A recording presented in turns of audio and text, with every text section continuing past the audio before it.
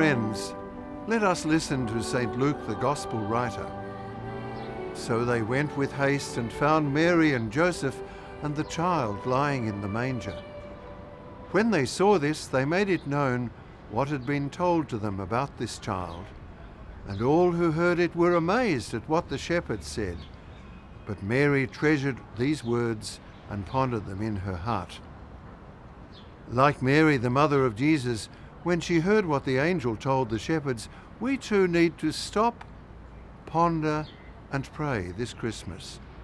The Gospel tells us that the shepherds went in haste to Bethlehem, where they found Mary and Joseph and the infant lying in a manger. There's movement here. The shepherds moved toward Christ. Our lives are never inert, standing still. They are moving, always moving. So what is the direction of my life this Christmas? Life is always moving. We must never have the illusion that it is standing still. A good question to ask is not whether my life is moving, but where is it going? Is it towards God or away from God? It is definitely moving in one direction or the other.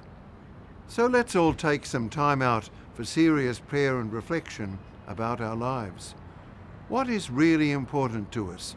What do we really treasure? What do we truly hold dear? Let's not pass over the question too quickly. Think and pray about it daily.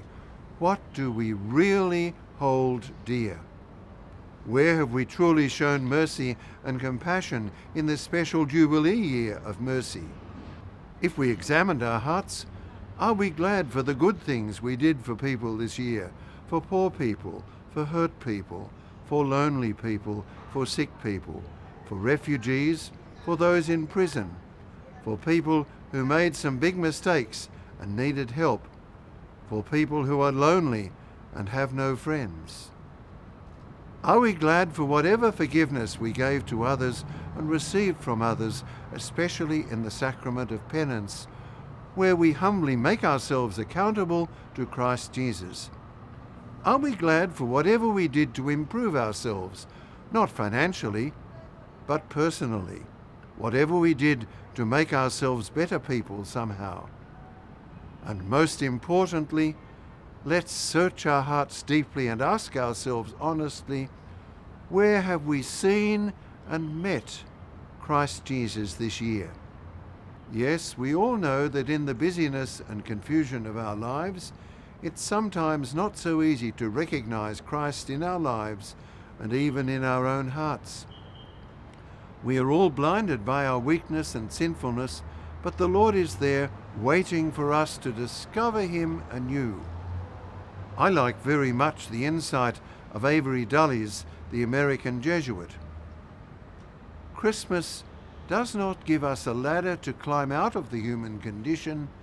It gives us a drill to burrow into the heart of everything that is, and there to find it shimmering with divinity. God, through the birth of Jesus, enters totally into our human condition and embraces everything about us. Christmas does not give us a ladder to climb out of the human condition, but leads us directly into the very heart of God. So, where is my life moving? Is it towards God or away from God? Am I pondering with Mary and treasuring what is really important? Or do I continue to be overwhelmed and distracted?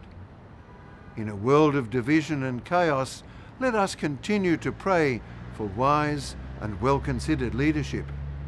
This Christmas, allow me to share with you a quote from that wonderful Trappist monk and mystic Thomas Merton. Life is very simple.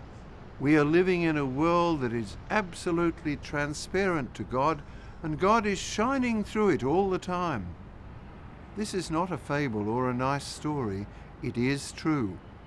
God manifests Himself everywhere, in everything, in people, in things and in nature and in events. You cannot be without God. It's impossible, simply impossible. A joyful Christmas to you all.